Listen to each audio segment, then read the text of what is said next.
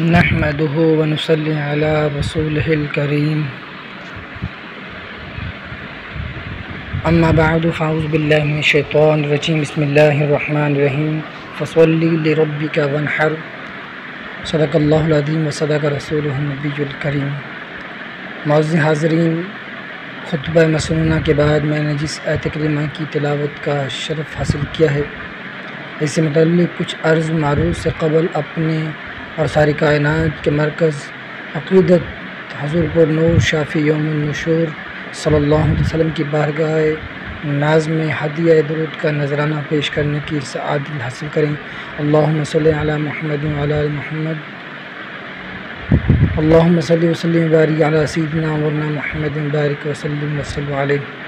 حضرات محترم، انبیاء کرام کی تاریخ میں حضرت ابراہیم علیہ السلام کو ایک غیر معمولی اہمیت حاصل ہے۔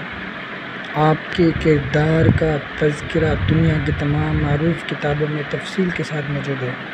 دنیا کا کون سا خطہ ایسا ہے جہاں کے مسلمان، یہودی اور عیسائی حضرت ابراہیم علیہ السلام کے نام سے واقف نہ ہو؟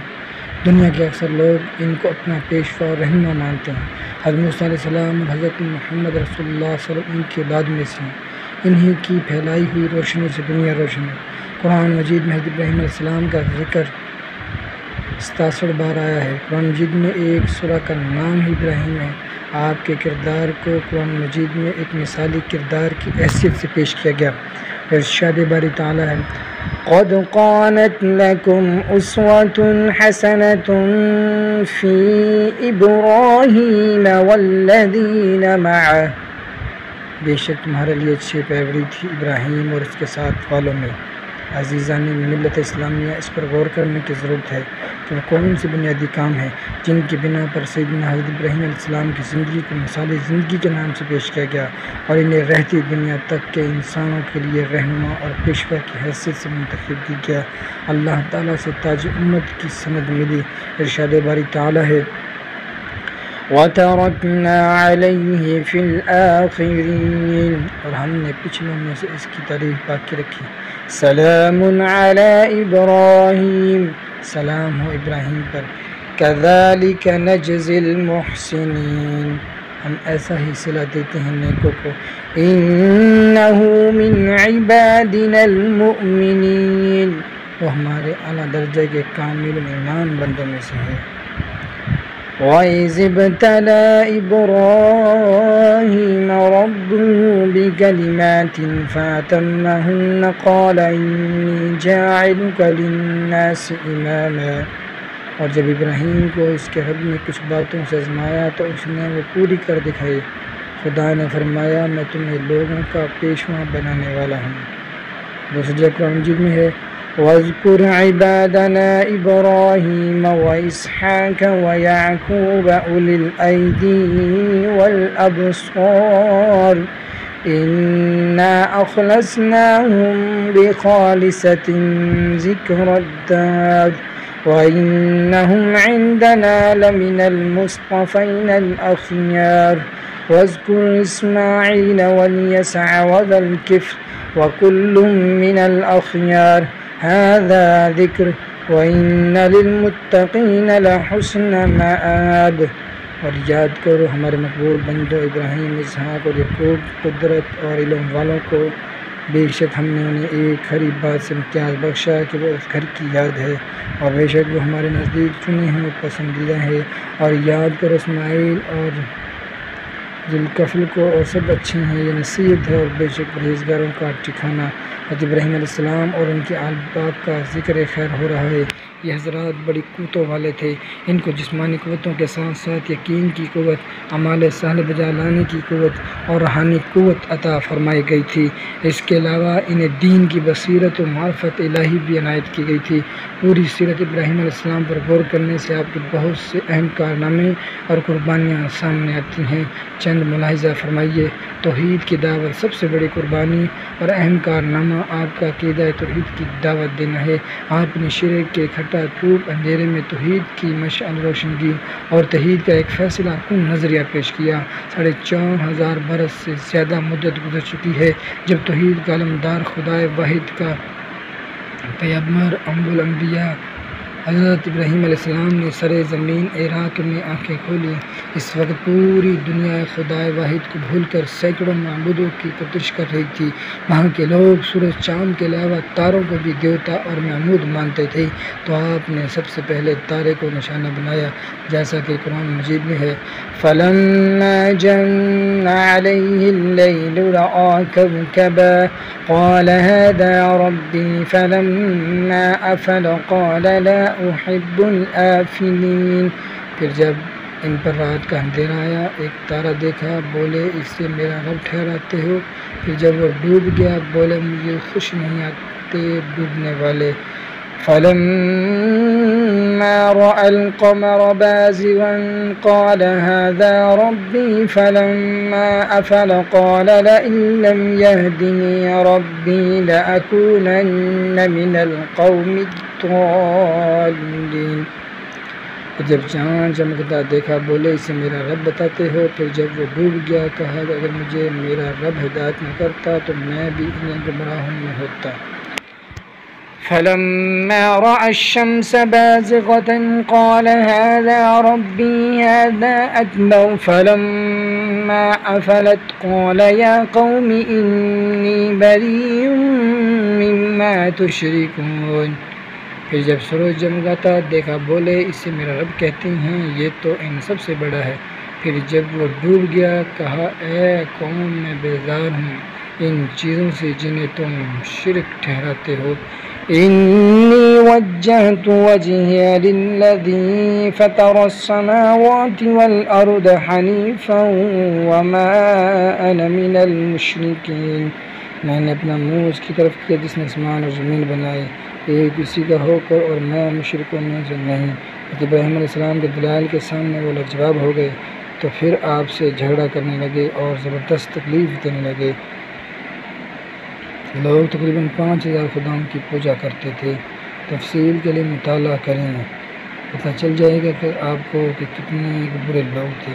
پھر آپ نے ان کو زبردست منہ توڑ جواب دیا جو قرآن کے لفظوں میں اس طرح موجود ہے وَحَاجَّهُ قَوْمُهُ قَالَ أَتُحَاجُّونِّي فِي اللَّهِ وَقَدْ هَدَانِ وَلَا أَخَافُ مَا تُشْرِكُونَ بِهِ إِلَّا أَن يَشَاءَ رَبِّي شَيْئًا وَسِعَ رَبِّي كُلَّ شَيْءٍ عِلْمًا أَفَلَا تَتَذَكَّرُونَ۔ اور ان کی قوم ابراہیم سے جھگڑنے لگی، کہا گیا اللہ کے بارے میں مجھ سے جھگڑتے ہو تو وہ مجھے راہ بتا چکا اور مجھے ان کا ڈر نہیں جنہیں تم شرک بناتے ہو۔ وہاں جو میرا ہی رب کوئی بات چاہے، میرا رب کا علم ہر چیز کو محیط ہے، تو کیا تم نصیحت نہیں مانتے؟ حضرت ابراہیم علیہ السلام اپنی قوم کے لوگوں کو سمجھاتے رہے، لیکن ان لوگوں کے ذہنوں سے دیوی دیوتاؤں کا ڈر نہ نکل سکا۔ وہ یہی سمجھتے ہیں کہ ان کی شان میں بے ادبی کرنا اپنی بربادی مول لینا ہے۔ حضرت ابراہیم علیہ السلام نے صاف صاف بتا دیا کہ ان کو تو تم اپنے ہاتھ سے بناتے ہو، کہ خود تمہارے محتاج ہے، نہ کہ تم ان کے محتاج۔ ان میں اپنی حفاظت کرنے کے سخت تو ہی نہیں، تم کیا نقصان نفع پہنچا سکتے ہو؟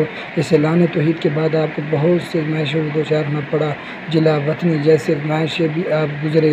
معزز سامعین، حضرت ابراہیم علیہ السلام کے کارناموں اور قربانیوں میں یہ بھی قابل عبرت ہے کہ آپ اللہ کے حکم سے اپنی بیوی اور بڑھاپے میں اکلوتے بیٹے کو ایسی سرزمین میں رکھا جہاں نہ تو بظاہر انسان تھے اور نہ ان کی ضروریت کا سامان تھا۔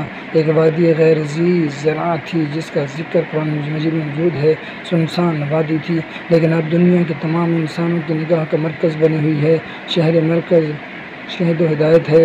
سال میں ایک بار بڑے پیمانے پر مسلمانوں کا ایک عظیم الشان اجتماع ہوتا ہے اور لبیک اللہم لبیک کی صدائیں فضا میں گونجتی ہے۔ یہ شاد و آباد شہر اور شاد و آباد وادی جو کبھی بے آب و گیا کے نام سے موسوم تھی، اب دنیا کی توجہ کا مرکز ہے۔ حضرت ابراہیم علیہ السلام کا خلوص ان کی تنگ و درد اور راہ خدا میں آزمائش کا بہترین انعام اور نتیجہ ہے۔ حضرت محترم حضرت ابراہیم علیہ السلام کا سب سے بڑا کارنامہ اور قربانی یہ ہے اللہ تبارک و تعالیٰ کی رضا اور اس کی خوشنودی خاطر انہوں نے اپنی زندگی کی سب سے زیادہ پسندیدہ اور محبوب چیز اپنے اکلوتے لخت جگر حضرت اسماعیل علیہ السلام کی قربانی دی، اور یہ بتا دیا کہ اللہ کے راستے میں ہر چیز کی قربانی دی جا سکتی ہے، جیسا کہ قرآن اعلان فرما رہا ہے لَن تَنَالُوا الْبِرَّ حَتَّىٰ تُنفِقُوا مِمَّا تُحِبُّونَ وما تنفقوا من شيء فإن الله به عليم۔ تم ہرگز بڑھائی کو نہ پہنچو کہ جب تک رائے خدا میں اپنی پیاری چیز نہ خرچ کرو، اور تم جو کچھ کرو اللہ کو معلوم ہے۔ دوسری طرف ارشاد باری تعالیٰ ہے لن ينال الله لحومها ولا دماؤها ولكن يناله التقوى منكم۔ اللہ کو ہرگز نہ ان کے گوشت پہنچتے ہیں نہ ان کے خون، ہاں تمہاری پرہیزگاری اس تک باریاب ہوتی ہے۔ موجود سامعین کرام، یہ تقوی قربانی کا اصل جوہر جو بندہ مومن کی زندگی میں ہمیشہ نمایاں رہنا چاہیے۔ قربانی اللہ کی عبادت ہے جس کا مقصد اللہ کی رضا حاصل کرنا ہے۔ امت محمدیہ کے علاوہ بھی سبھی امتوں پر قربانی واجب تھی۔ ارشاد باری تعالیٰ ہے وَلِكُلِّ أُمَّةٍ جَعَلْنَا مَنسَكًا لِيَذْكُرُوا اسْمَ اللَّهِ عَلَى مَا رَزَقَهُم مِّن بَهِيمَةِ الْأَنْعَامِ فَإِلَٰهُكُمْ إِلَٰهٌ وَاحِدٌ فَلَهُ أَسْلِمُوا۔ اور ہر امت کے لیے ہم نے ایک قربانی مقرر فرمائی کہ اللہ کا نام لے، اس کے دیے ہوئے بے زبان چپاہوں پر جو تمہارا معبود ہے تو اسی کے حضور گردن جھکاؤ۔ حضرت ابراہیم علیہ السلام کی قربانی کا ذکر قرآن میں موجود ہے۔ بلا جھجک بیٹے نے بھی امانت ظاہر فرما دی۔ قرآن مجید میں ہے قال یا ابت افعل ما تؤمر ستجدنی ان شاء اللہ من الصابرین۔ حضرت اسماعیل علیہ السلام نے کہا میرے باپ کیجیے جس بات کا آپ کو حکم ہوتا ہے، خدا نے چاہا تو قریب ہے کہ آپ مجھے صبر والے پائیں گے۔ حضرت اسماعیل علیہ السلام نے پوری مادگی کے ساتھ اللہ کی راہ میں قربان ہونے کے لیے خود کو پیش کر دیا۔ فلما اسلم وتلہ للجبین، تو جب ان دونوں نے ہمارے حکم پر گردن رکھی، سر تسلیم ہم کر دیا، اور باپ ابراہیم نے بیٹے کو ماتھے کے بل لٹایا۔ اس وقت کا حال نہ پوچھو، کیا کوئی بیان کر اور لکھ سکتا ہے؟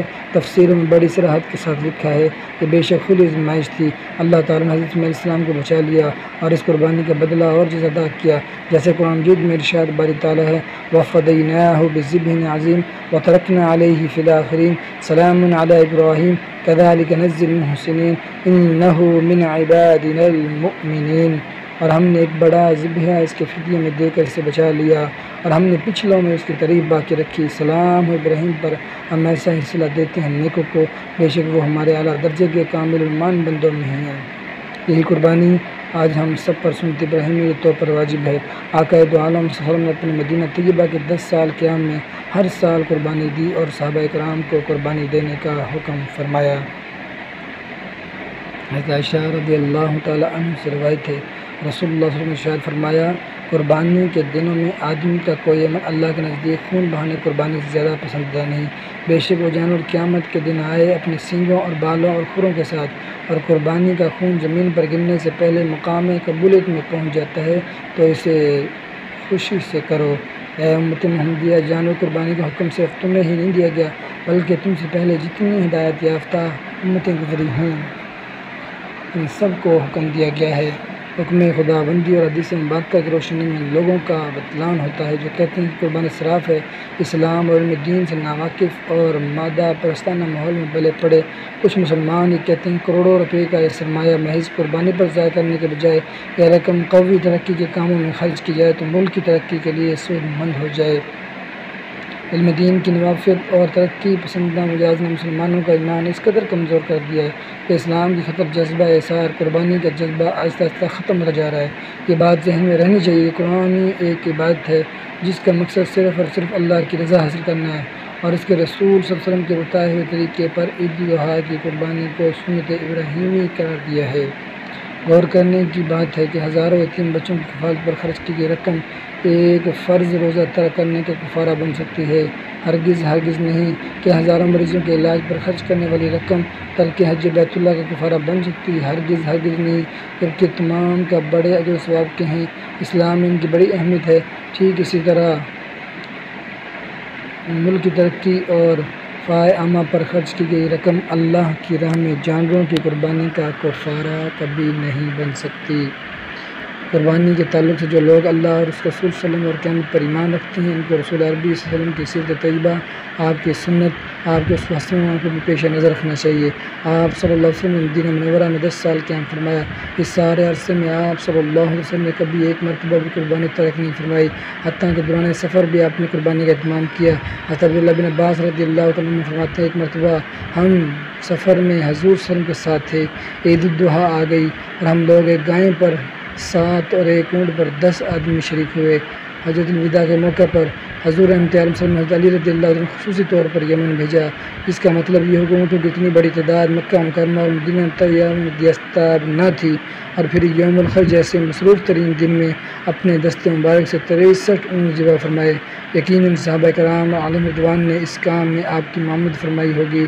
اس کے باوجود اونٹ قربانی کی جگہ لانے، باندھنے اور پھر ذبح کرنے میں اگر کم سے کم منٹ کا وقت بھی ٹوٹل کیا جائے تو آپ نے اس کام پر 5 گھنٹے 15 منٹ صرف کیے، امت کو دینی مسائل اور احکام ہاتھ سکھائے، اور آپ کا یہ فرمانا کہ مناسب جج مجھ سے سیکھ لو، اس کا کیا معنی ہے؟ قربانی کی استطاعت رکھنے کے باوجود قربانی نہ کرنے والوں کے بارے میں یہ فرمانا کہ جو قربانی نہ کرے وہ نماز عید کے لیے ہماری عیدگاہ قریب نہ آئے۔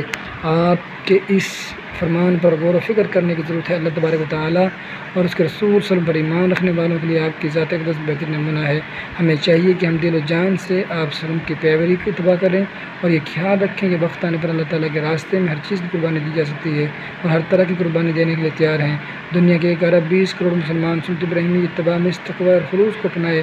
آج تاغوتی طاقتیں آل ابراہیم علیہ السلام کو چیلنج کر رہی ہے۔ ضرورت اس بات کی کہ ابراہیم علیہ السلام کے نام لیوا بیدار ہوں اور تاغوتی طاقتوں کی پرواہ کیے بغیر اپنے فرائض کی ادائیگی میں مصروف ہو جائیں۔ اقبال نے کیا خوب کہا ہے، آگ ہے اولاد ابراہیم ہے نمرود ہے، کیا کسی کو پھر کسی کا امتحان مقصود ہے۔